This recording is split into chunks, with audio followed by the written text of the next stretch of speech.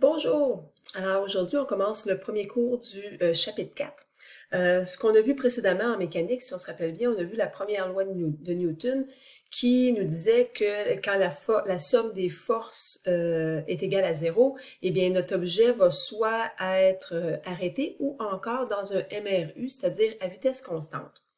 Donc, dans le chapitre 4, on va continuer à parler un petit peu de la première loi de Newton, mais on va aussi vous introduire aux deux autres lois. La deuxième qui parle de l'accélération, donc on va être plutôt en situation de MRUA, et la troisième loi qui va faire référence à ce qu'on appelle la loi de action-réaction. Alors, je commence rapidement. Vous allez voir, j'ai déjà souligné des trucs parce qu'on a comme 5 pages à voir aujourd'hui, donc je vais essayer de sauver du temps. Et dans la première partie, c'est beaucoup de la révision des choses qu'on va reparler, qu'on a déjà vues dans le chapitre 3. Alors, premièrement, toutes les forces qu'on va utiliser dans ce chapitre-là, au point de vue aussi du diagramme des forces, on va reparler encore de ce qu'on avait appelé le diagramme des corps libres ou encore le diagramme des forces.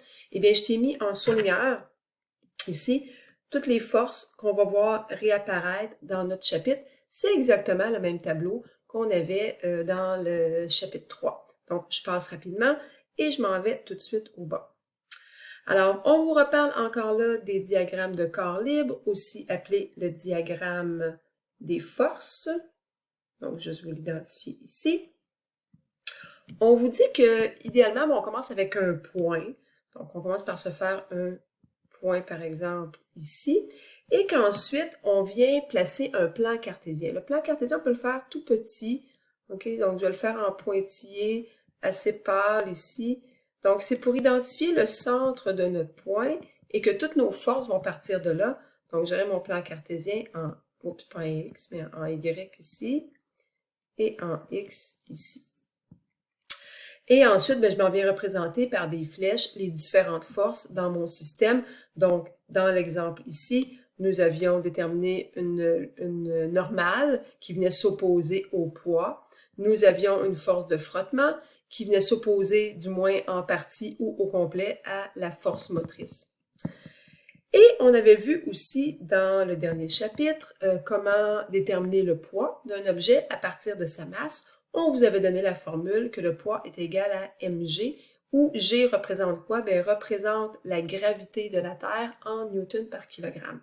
Donc, tout ça, c'est des choses qu'on a déjà vues. C'est pour ça que je passe vite. Et je m'en vais tout de suite à la page 2. Alors, à la page 2, on vous reparle de la force normale. Hein? On l'avait introduit au chapitre 3, mais elle va devenir de plus en plus importante. Donc, on prend la peine ici d'en reparler. Moi, je l'identifie par N, mais tu peux toujours l'appeler Fn, c'est correct aussi dans un diagramme. Donc, on va dire que c'est la force qui est exercée par une surface. Donc, moi, je vais souvent parler du sol, okay? Parce que la surface, c'est souvent le sol, mais ça pourrait être une table. Hein? Si je dépose un objet sur une table, là, ça va aussi, la table va faire effet, va avoir un effet, va réagir au poids avec une normale. Alors, c'est une force qui va s'opposer ou qui va émettre une résistance. Donc, une résistance par rapport au poids de l'objet pour ne pas se faire écraser. Alors, la force normale va toujours être perpendiculaire à la surface. Perpendiculaire. Donc, c'est ce qu'on avait déjà parlé. On vous dit maintenant que, selon les situations, parfois, la normale va être égale au poids, parfois elle va être plus petite qu'au poids ou plus grande au poids. Puis, on va voir ces différentes situations-là maintenant. Mais d'une façon générale, quand le sol est droit, quand il n'y a pas de force extérieure qui vont agir sur l'objet, par exemple, je prends ma souris, je la dépose sur la table, puis j'y touche plus, bien à ce moment-là, le poids de la souris et la table qui réagit vont être deux forces qui vont s'équilibrer, qui vont être de même grandeur. Alors, on vous dit certaines situations occasionnent un écrasement maximal de la surface, mais la force normale, habituellement, va être égale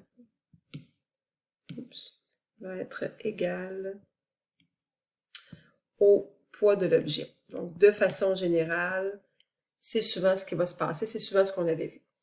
Mais maintenant, on va parler des différentes situations. Alors, dans notre premier cas, on va vous montrer quand le poids est égal à la normale. Donc, par exemple, j'ai un objet, donc une balle ici, donc que je représente par un point. Cette balle-là va avoir un poids. S'il n'y a aucune autre force qui vienne s'appliquer sur ma balle, eh bien, à ce moment-là, la table ou la surface ou le sol, peu importe, va agir avec une force égale qui va s'opposer au poids qu'on appelle la normale. Alors, dans la première loi de Newton, on nous disait que si aucune autre force va s'appliquer, bien la balle en Y, elle ne bouge pas. Comme elle ne bouge pas, sa valeur sera de 0. Alors, si ça ne bouge pas, que sa valeur est de 0, et que je te donnais comme donné dans le problème que le poids est de 10 newtons, eh bien, à ce moment-là, comme il faut que ce soit égal à 0, je serais capable de déterminer l'effet de la normale en faisant ici un calcul mathématique. Je viendrais envoyer mon 10 de l'autre côté et j'aurais 10 est égal à la normale, donc la normale est égale à 10. C'est ce qu'on a trouvé ici. Donc, ma normale serait aussi égale à 10 newtons. Mais ils sont dans des sens contraires, naturellement. Donc, ça, c'est le cas où les deux vont s'équilibrer, s'équivaloir. Deuxième cas, c'est quand la normale va être plus grande que mon poids. Alors, pour que la normale soit plus grande que mon poids, je dois avoir une autre force qui va venir être appliquée sur l'objet. Donc, par exemple, ici, on voit qu'on a un petit bonhomme qui pousse, et si tu regardes l'angle avec lequel il pousse, ben, il y a une composante dans cette force-là, il y a une composante qui va agir en X, comme c'est ici, et il y a une composante qui va venir agir en Y aussi. Donc, il pousse un peu vers le sol. Donc, si on reprend la flèche de la force du petit bonhomme ici, qu'on vient la placer plutôt comme on a l'habitude à partir du centre de la masse, eh bien, ça nous donne la force que je viens de faire en rouge ici. Maintenant, cette force-là, comme je disais, ben, on peut la décomposer. Je peux donc la décomposer en X, que je vais appeler Fx, et je peux la décomposer en Y, Fy. Alors, si on regarde ce que ça donne, si on voulait faire un diagramme d'écart libre, eh bien, j'ai effectivement le poids de mon objet qui vient agir. Je vais avoir aussi une force en Y qui est ajoutée par la force que le bonhomme vient appliquer dessus. Je vais donc avoir en réaction une normale. Et mon petit bonhomme, en même temps, bien, vient aussi appliquer, on a dit, hein, une force en X, comme ça ici. Et probablement, on n'en parle pas dans le problème, mais probablement que j'aurai une résistance due au sol, au frottement et tout ça, et qu'il y aurait assurément une force de frottement. Mais ce qui m'intéresse présentement, on parle de la normale, c'est donc les forces en Y. Les forces en X ne m'intéressent pas, je les ai mises, mais c'est pas celle-là que je vais regarder. Ce que je vais regarder, ce sont vraiment mes forces en Y ici. Donc, je pourrais venir les encercler en bleu, là. C'est les forces qui vont m'intéresser. Alors, on vous dit que c'est à vitesse constante, mais c'est pas ça qui m'intéresse vraiment. C'est de voir est-ce que mon objet a une vitesse en Y? Est-ce qu'il a un déplacement en Y? Non. Ce qui veut donc dire que selon l'axe des Y, ma somme des forces serait égale à 0. OK? Donc, je pourrais venir remplacer mon FY ici par 0. Alors, si encore là, on donne des valeurs à nos forces, c'est-à-dire que on détermine que le poids de l'objet est de 10 newtons, c'est en bleu ici, qu'on détermine que la force en Y est de 25 newtons, elles sont vers le bas, donc on a mis des signes négatifs, eh bien, à ce moment-là, je serais capable d'aller trouver l'effet sur la normale. La normale doit contrer ces deux forces-là qui vont vers le sol, puisque mon objet n'a pas de déplacement en Y ou pas de vitesse en Y, ce qui fait que la normale doit équilibrer les deux forces qui s'en vont vers le bas. Donc, la normale va être égale à 10 plus 25. La normale sera donc de 35 pour que la somme des forces soit égale à 0. Alors, ce que ça veut dire, c'est que la normale, dans ce cas-ci, est égale au poids plus la force en Y. Ça va me donner la normale ici. Alors, c'est une situation où, effectivement, la normale est donc plus grande que le poids parce que la normale est de 35 et le poids était de 10. Donc, ça peut arriver quand on a une force extérieure. Même genre de raisonnement. Ah, c'est vrai, j'avais oublié, hein. Ici, je t'avais marqué une petite note d'avance, là, que j'aimerais que tu indiques. C'est parce qu'on pousse vers le bloc vers le sol que la normale est plus grande que le poids.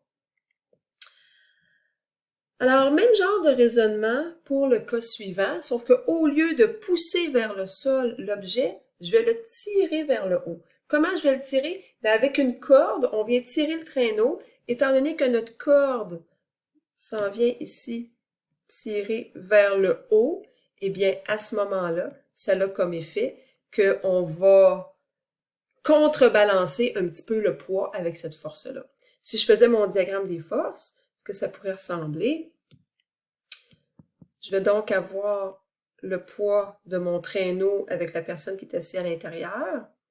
Et si je regarde ici, nous lui avons donné une valeur de 100. Donc, je pourrais dire que le poids est égal à 100 newtons. Je vais donc avoir une normale qui va répondre à ça, mais avant d'aller voir ma normale, je vais aller voir ma tension qui est dans la corde ici.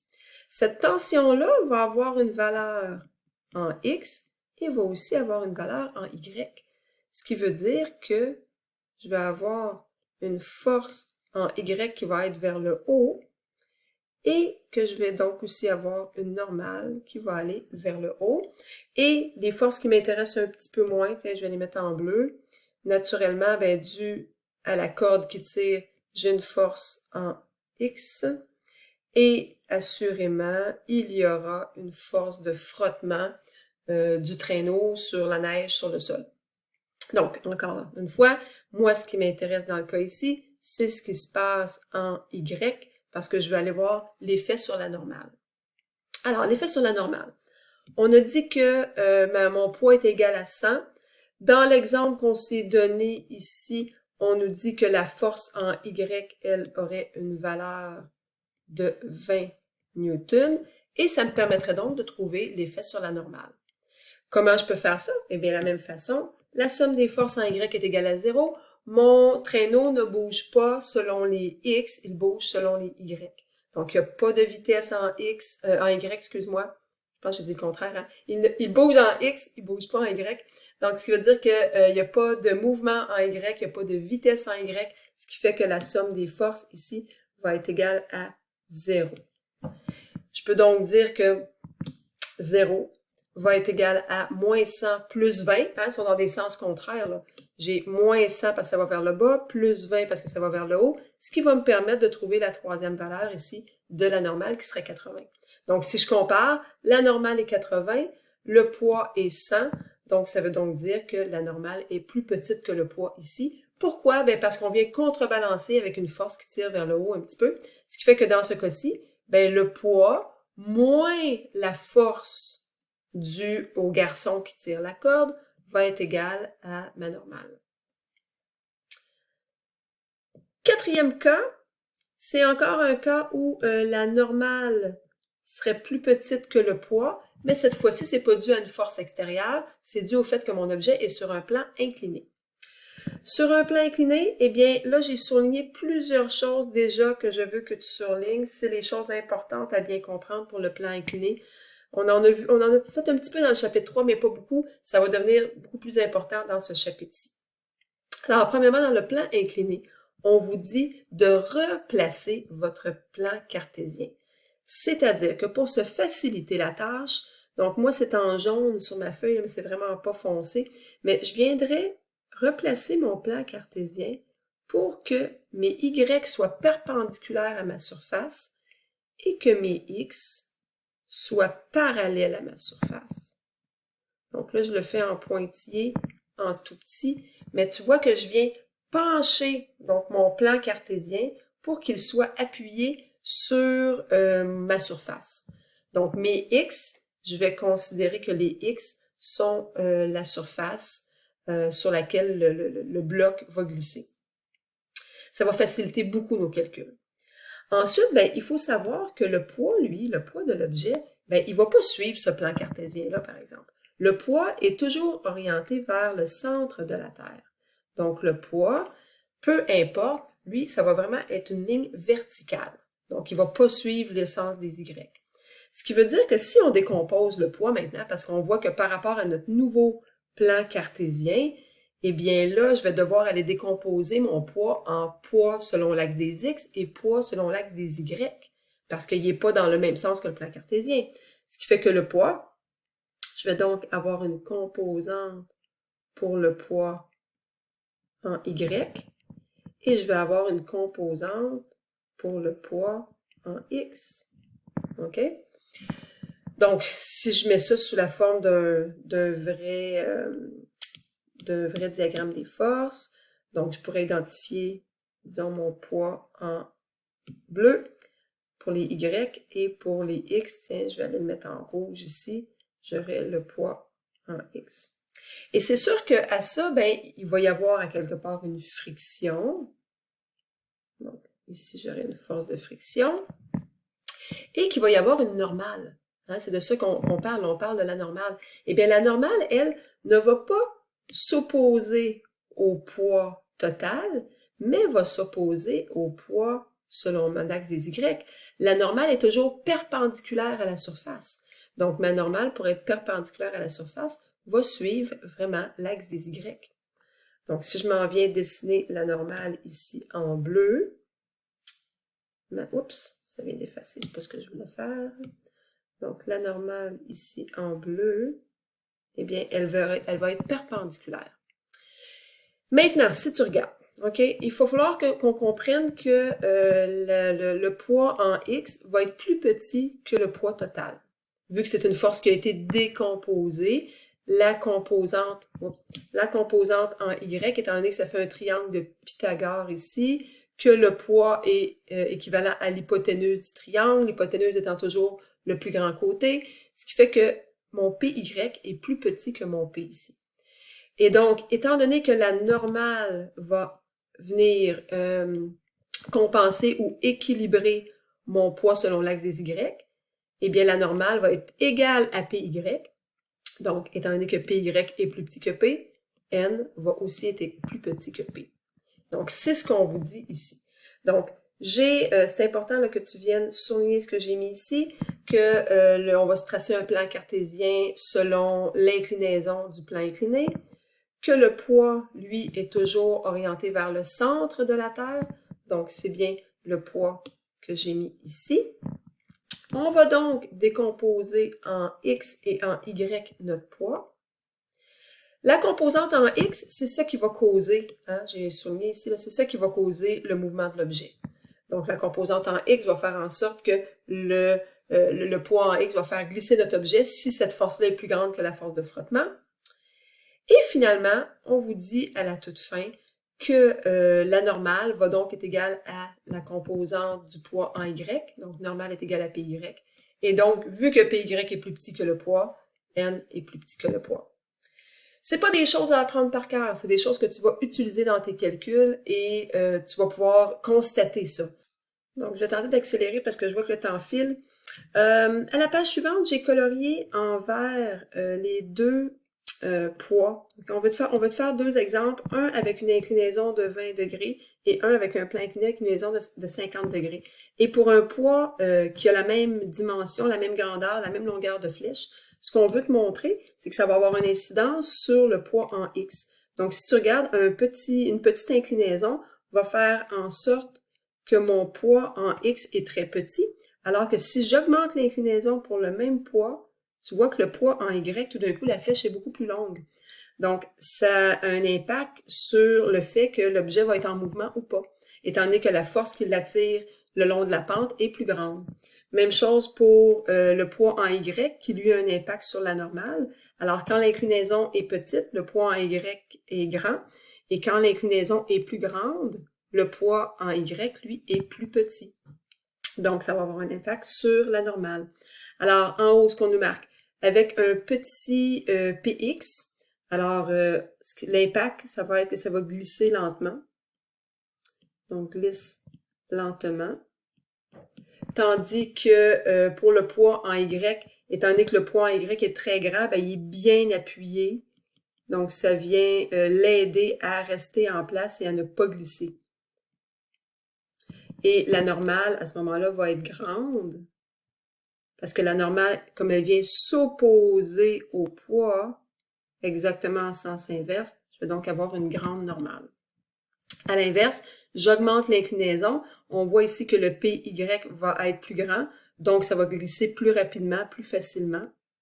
Alors, glisse rapidement. Ensuite, le poids en Y, ben, il est moins grand, donc l'objet est moins bien appuyé. Donc, je vais juste écrire moins appuyé. Je vais mettre un accent aigu ici, ça serait mieux. Et donc, ma normale, ben, elle va être plus petite parce qu'elle vient s'opposer au poids. Donc, ma normale sera plus petite. Alors, c'est l'impact de l'inclinaison d'un plan incliné. Alors, ici, ce qu'on nous dit, pour un même objet, plus l'angle d'inclinaison est élevé et plus la normale sera petite. Donc, plus la force normale est petite. Donc, ça vient diminuer la normale. Rapidement, le frottement, le dessin ici n'est pas super important, c'est pour te montrer qu'il n'y a rien qui est complètement lisse, hein, même la table de cuisine qui est en bois ou peu importe, il y a des petites rugosités et quand on applique un objet dessus, ben, ces petites rugosités-là vont faire en sorte qu'on va avoir un frottement. J'ai marqué des exemples ici, parfois le frottement il est souhaitable, hein, quand tu veux sabler du bois, tu veux qu'il y ait une adhérence pour améliorer l'aspect de ton bois. Quand tu veux freiner en vélo, on applique un frottement sur la roue pour ralentir, ou quand tu tiens un objet dans tes mains, ben c'est le frottement entre tes doigts et l'objet et la force que tu y appliques aussi qui va faire en sorte que ça va tenir dans tes doigts. Mais parfois, on veut réduire le frottement. Par exemple, avec une voiture, on veut réduire, on va faire des voitures plus aérodynamiques pour réduire l'effet de frottement, l'effet de friction avec le vent. En ski de fond, tu veux aller le plus loin, le plus facilement possible, donc tu vas cirer le dessous de tes skis pour réduire le frottement. Ou encore nager aux Olympiques. Hein, si tu te demandes pourquoi les nageurs maintenant ont des espèces de maillots de bain qui font tout le corps, ben c'est effectivement pour réduire le frottement entre le corps et l'eau. Donc, c'est le frottement dans la vie de tous les jours. Donc, si je m'en vais maintenant à la prochaine page. Donc, on vous dit que pour le coefficient de frottement hein, qu'on a vu en laboratoire, eh bien, on va déterminer deux sortes de frottement. Le frottement statique, qui est le frottement lorsqu'un objet est au repos, et le frottement cinétique, le frottement quand un objet est en mouvement. Nous, celui qui va nous intéresser, celui dont on va parler tout le temps, ce sera le frottement qui est cinétique, donc le frottement d'un objet en mouvement. On peut se l'ajouter ici. Oups, un O, mouvement. Alors, c'est une force qui est toujours dans le sens contraire hein, du mouvement. C'est bien important de réaliser ça. Donc, quand tu as un mouvement dans un sens, le frottement, lui, va te retenir dans l'autre sens. Ce qui veut dire qu'elle est d'autant plus grande. Donc, la force de frottement est d'autant plus grande que l'adhérence entre les deux surfaces est grande. Donc, ça veut dire que c'est ton coefficient de frottement. Ça s'appelle mu, hein, c'est le petit symbole qu'on avait vu au labo. Donc, plus ton coefficient de frottement est grand et plus ça va coller ensemble, plus ça va adhérer ensemble. Et elle est d'autant plus aussi grande que l'écrasement subi par la surface à cause de l'objet est grand. Ce que ça veut dire tout ça, c'est qu'on peut mettre ça dans des formules. Donc, la force de frottement va être égale à mu fois la normale. Ou encore, on peut identifier que ta force de frottement, de cette façon-là, est égale à mu fois la normale. Ici, on vous dit que ça va être ma force de frottement, le coefficient de frottement, il n'y a pas d'unité, hein, tandis que la force de frottement est en newton, et que la normale aussi a des unités en newton. Nous, on va tout le temps utiliser la force cinétique. Donc, on va terminer avec un petit problème rapide. Alors, je déplace à vitesse constante un bloc dont la masse est de 10 kg ici. Le coefficient de frottement cinétique entre les deux surfaces est de 0,10 et on nous demande quelle est la grandeur de la force de frottement. Eh bien, je commence tout le temps par mon diagramme des forces. Alors, j'ai le poids de mon objet qui va s'opposer directement à la normale parce que je n'ai pas d'autres forces qui viennent s'appliquer dessus. Je suis capable de trouver le poids. Le poids est égal à mg. ce qui fait que ça va me donner 10,00 kg multiplié par 9,8 qui est la gravité, et la gravité qui est des newtons par kilogramme, mes kilogrammes s'éliminent, et ça va donc me donner 98 newtons. Donc, j'ai trouvé le poids. Puisque ma normale va compenser en sens inverse avec le poids, la normale sera aussi de 98 newtons. Nous venons de voir la formule du frottement qui dit que c'est égal au coefficient de frottement fois la normale. On est donc capable d'aller remplacer nos variables. Donc, il n'y a pas d'unité pour le coefficient de frottement. La normale est égale à 98 newtons, ce qui va me donner une force de frottement de 9,8 newtons à ce moment-ci. Et ça termine la vidéo d'aujourd'hui.